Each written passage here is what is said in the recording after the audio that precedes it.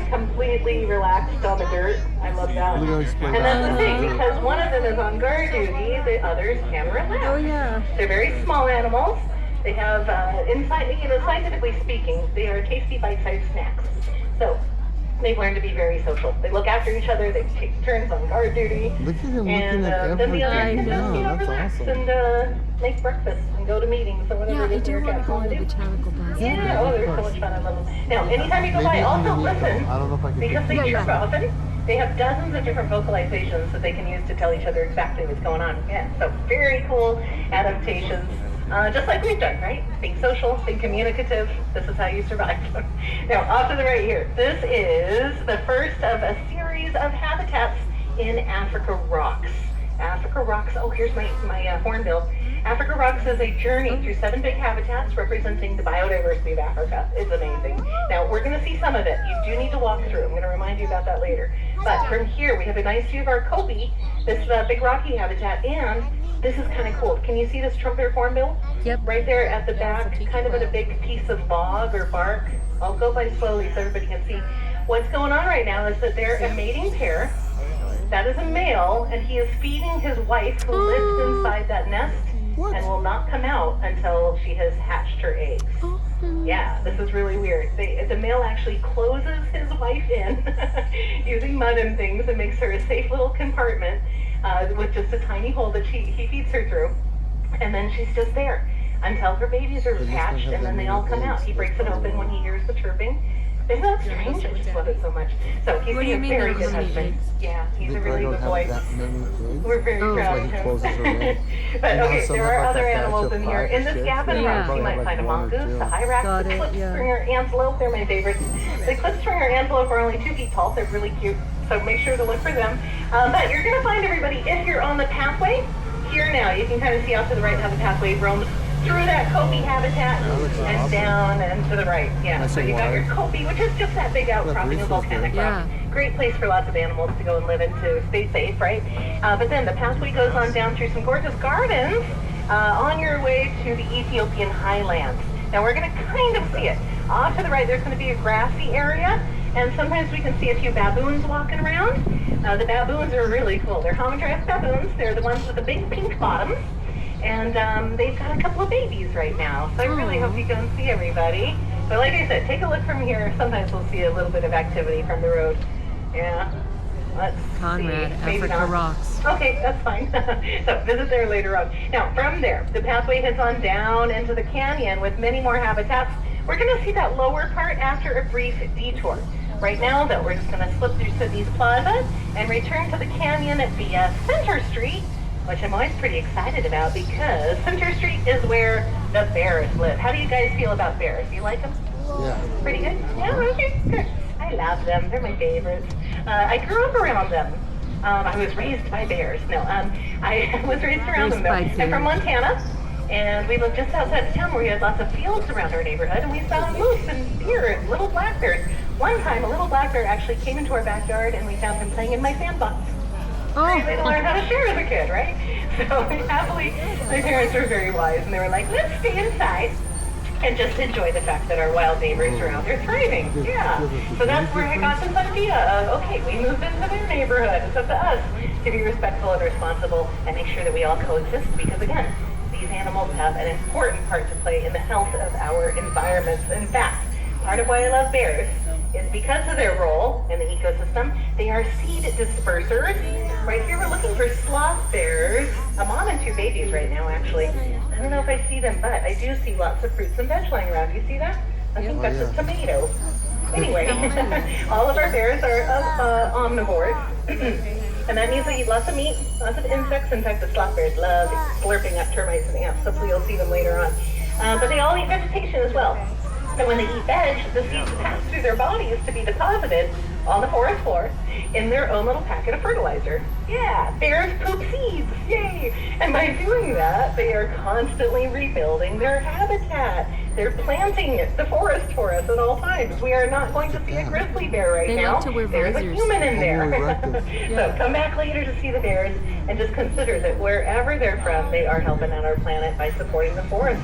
Yeah, so we have our sloth bears from Asia, kind of the Himalayas. We do have 2 grizzly bears that will come out after our humans are done. Oh, same here. Look, more humans at work. Good job, everybody. Yeah. But come back here later and you'll get to see some of our bears. Down the hill here, too. Off to the right, you're going to find a pathway going into the sun bear trail. We have a sun bear living off in the woods to our right. And then in a moment, I'll show you where those pandas are. But yeah, we've got some Asian bear species. We have the North American bear species. There are Andean bears in South America. We work with that species at the Manda National Park in Peru. But wherever bears are, we want to support them. We want to make sure they've got plenty of spaces to ride in because, again, they're helping us out all the time. Now, we can also help them out in our personal lives. Speaking of the forests of the world, we do use a lot of resources from them, and a lot of them are paper products. So, notepads of paper, paper towels, toilet paper. How many of you use toilet paper? No. 1, 2, 3, at least 4 of you. Good. Okay, we're making progress. All right, we use these things all the time, right? Next time you're shopping for them, please do a very simple thing and check out the packaging. If you see the FSC, that's the Forest Stewardship Council, they've made sure that was sustainably produced. Sure. Simple as that, Sure, right? okay. They're doing all that weird work for us, so all we have to do is be a thoughtful consumer Everything when we go to the going on store. in life is So you can help but that's bears, gonna be the one thing and of course everybody, just by making those small choices day by day. In fact, we do it here. Oh, I should pause here and show you around. We're back in the canyon. Pandas are down to the left. Also to the left, we've got a big tower with elevators. If you're heading downhill anywhere in the zoo, you're going to wind up down here. Just use those elevators if you want to pop back up to the front or cross the bridge to the back of the zoo. But also, right here on our left, we've got the Panda Shop. We have Guame Cafe, named after the first panda baby born here back in 1999. But yeah, all of our cafes and gift shops, we are constantly composting, recycling, using biodegradable materials, sustainable products. We know that these things add up. So the more of that we can do in our own lives, the better off we all will be. So yeah, keep up the good work. And of course today, don't worry about a thing. We're doing it for you. Oh, but remember, when you are at our cafes and gift shops, all the money goes to conservation. Today is the day you get to eat as many churros as you want.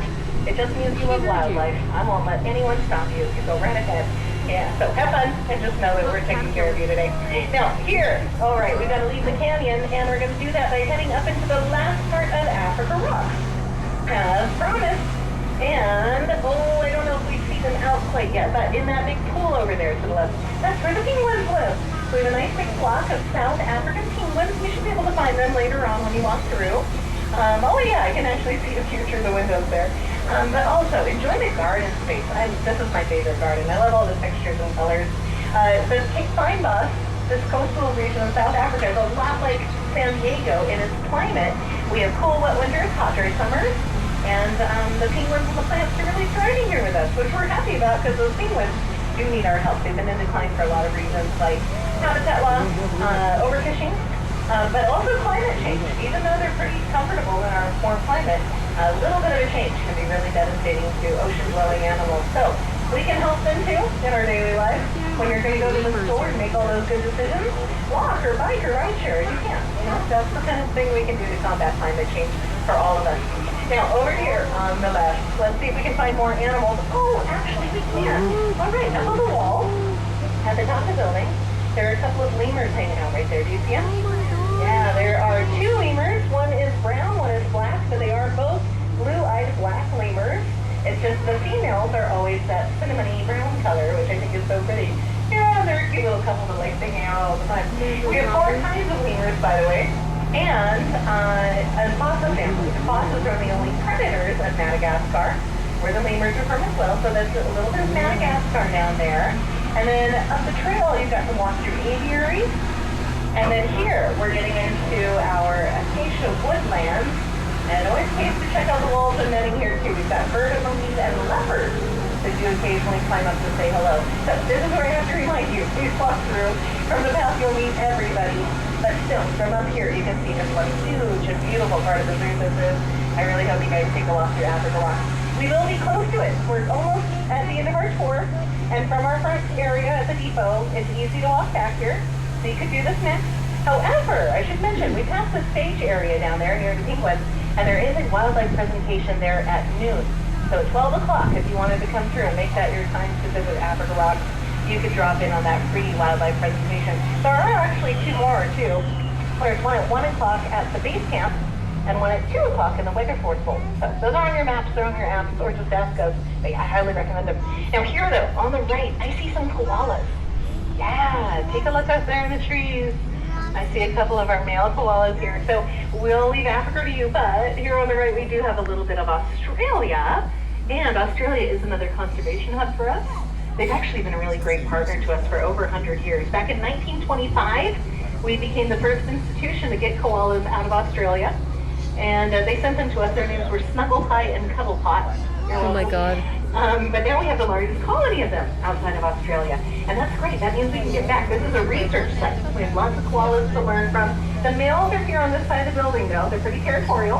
Up ahead, though, now we're approaching where the moms and babies hang out, and they do like to be together. This is where the snuggling happens, so that's pretty adorable. And we do have babies right now, and they are out of the pouch. We've got to let you know that part because we do wait for that. A koala baby is born the size of a jelly bean, and it has to crawl in the mom's pouch where it nurses and develops for several months, like 6 to 7 months. Oh yeah, we've got more koalas there in the trees. I can see them. And at that time, then they're ready to come on out. They're big enough, fluffy enough to come out and live in the trees.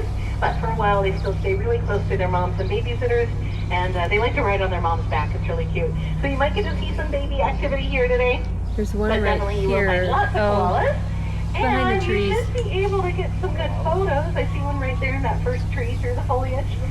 They are easy to photograph because koalas sleep about 22 hours a day. And now if you're thinking that sounds great and you want to be a koala when you grow up, you can't. Yep. You don't have the koalifications. I do. I'm It's overqualified. okay, the tour is almost over. Alright. It's true though. They have a very special enzyme in their gut that allows them to process the toxicity that is in eucalyptus. Do not try it at home. It would make us sick. The koalas are just fine, but it does take quite a bit of energy. So yeah, sleepy little guys over there to our right. And again, you could come right back, make them your next best